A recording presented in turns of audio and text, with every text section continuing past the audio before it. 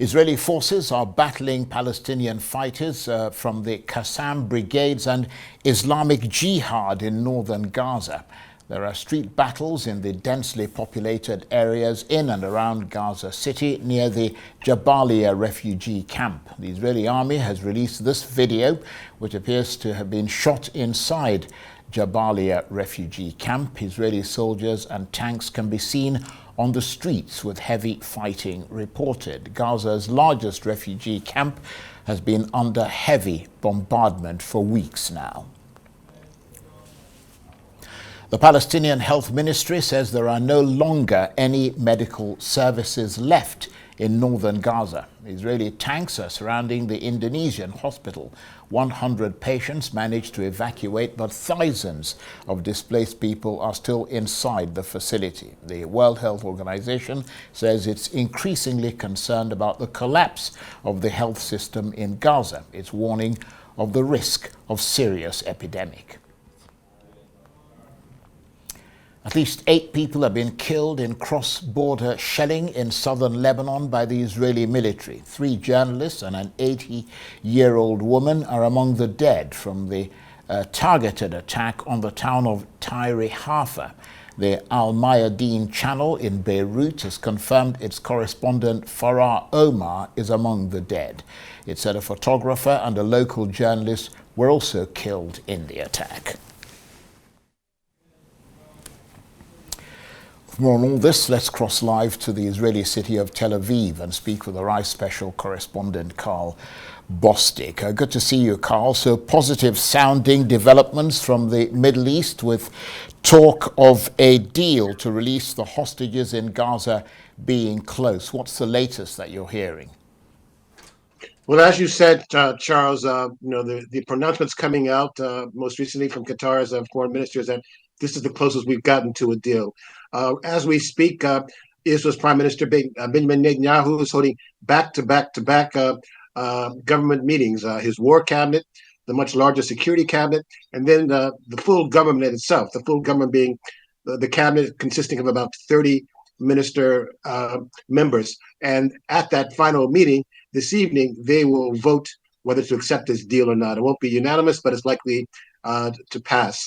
And then once it is approved, which many expect, the final announcement would be made out of Qatar, probably in the early hours of tomorrow, of Wednesday. So implementation, Charles, could begin as early as Thursday. In broad details, you're looking at roughly a 5-day truce or ceasefire period or pause, whatever you want to call it, in which about 53 hostages, women and children, will be released. Children, if possible, with their mothers would be released in exchange for about 150 Palestinian women and children over a 5-day period in batches of 10 each day. So that's what we're looking at right now, and a cessation of hostilities. But this is really just the first step in what's going to be a long and agonizing process, Charles, because 80% of the hostages will still remain in captivity. And finally, in terms of sticking points, we haven't heard much about unresolved issues like fuel, which Hamas was demanding that fuel be shipped in, which would help support hospitals, which Israel says Hamas doesn't need because they have their own fuel to supply hospitals. And then also, quite frankly, Hamas was demanding that Israel halt its drone activity, which they claim Israel will be using to monitor Hamas movements. I mean, you said that there could be a truce for 5 days, Karl. What can the aid agencies achieve in 5 days? I mean, is that enough time in terms of humanitarian aid to Gaza? The short answer is no, Charles, but it's a step in the right direction, because even with the aid trucks coming through, they were only meeting 2 to 4% of needs on the ground in Gaza. I mean, the most dire needs range from food, medicine, and potentially fuel. But we'll know after 5 days. This will be the longest period where we can see an increase of trucks, up to as many as 400 trucks a day. And to put things in perspective, Charles, you mentioned no hospitals are functioning in northern Gaza.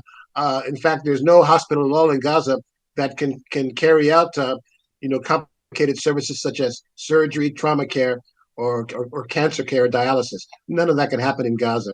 So presumably, if there's electricity or fuel coming in, we could see treatment in that direction. But also keep in mind this, Charles: 70% of Gazans don't have access to clean water. So this is an effort to perhaps make fuel available for the sewage pumps and desalination pumps. At the same time, again, keeping in mind that you have almost 160 babies being born every day, Charles, and they're malnourished, and again, aid for the mothers and for newborns.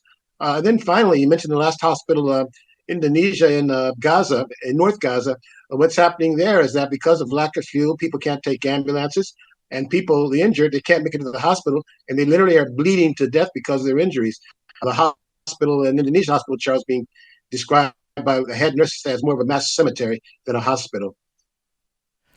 And Karl, you mentioned that this may not take effect, this truce that we're hearing about, until possibly Thursday, maybe even Friday. I mean, I imagine that practical logistics in this potential hostage release tends to hold things up. I mean, it obviously takes time for messages to be passed from Doha, where the negotiations are taking place, to Gaza, where Hamas is fighting a war. Charles, you're right. The devil's in the details. A lot of logistics. There have been simultaneous meetings taking place in Doha, Tel Aviv, Cairo, Rafah, and of course Gaza. And keep in mind this, Charles. We talk about hostages that are held by Hamas, and maybe they hold the bulk of them, but the total number of hostages, they're held by different groups ranging from Palestinian Islamic Jihad and even individuals. And Hamas is claiming they still don't know where all the hostages are, how to account for them. That's why they're asking for 5 days. That's a big logistical headache. And what's really kind of the unspoken is really this, Charles, that no one wants to talk about publicly. There's no accounting for how many hostages are still alive because there's been no proof of life. And the Red Cross has not been able to get access to any of the hostages. So there's a big question marks there. And finally, Charles, I'll say this. Israel's defense minister has said that despite, the aims of destroying Hamas and winning release of the hostages, there's a big difference. You can have years to destroy Hamas, but only days to win the release of the hostages. And now it's been 6+ weeks. And only now are we seeing the first release of hostages. And we don't know how long it will take to win the release of the remaining ones. Karl, thanks very much indeed. Karl Bostic, our special correspondent, talking to me there from Tel Aviv.